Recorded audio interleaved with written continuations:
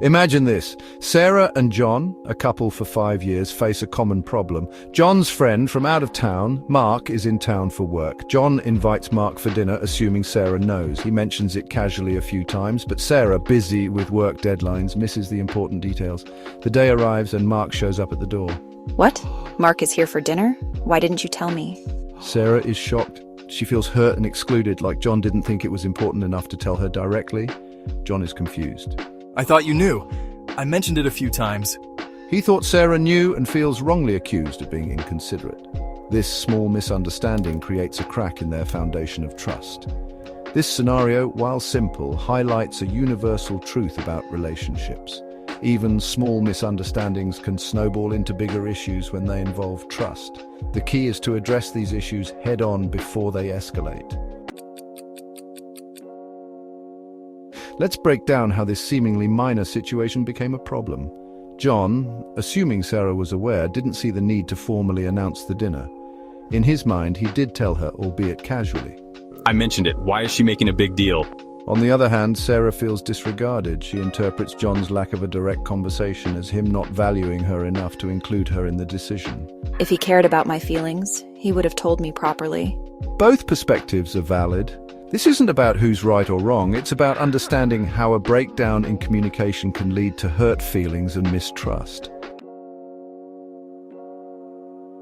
So, how does a simple dinner invitation turn into a relationship drama? Often it's the mistakes we make after the initial misunderstanding. Both John and Sarah fall into common traps. You're overreacting. I told you weren't listening. John gets defensive, minimizing Sarah's feelings. This only makes Sarah feel unheard and invalidated. Sarah, on the other hand, shuts down. Fine, whatever, do what you want. She might give John the silent treatment or make sarcastic comments, which only fuels John's defensiveness. Neither of these approaches solves the problem. They only create more distance. These reactions are instinctive but unproductive. To rebuild trust, both parties need to communicate effectively and empathetically. The good news is that trust, once broken, can be rebuilt. Here are some steps to bridge the gap. 1. Own your part. Both John and Sarah need to acknowledge their role in the misunderstanding. John needs to realize that assuming isn't communicating, and Sarah needs to accept that she might have missed cues. 2. Listen to understand. This isn't about waiting for your turn to speak. It's about truly hearing your partner's perspective without judgment. John needs to understand why Sarah feels hurt, and Sarah needs to understand John's intentions. 3. Apologize and mean it.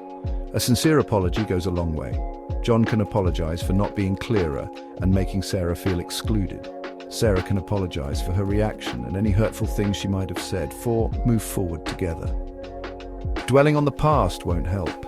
John and Sarah need to agree on how to communicate better in the future. This might involve setting ground rules like confirming plans or being more mindful of each other's schedules.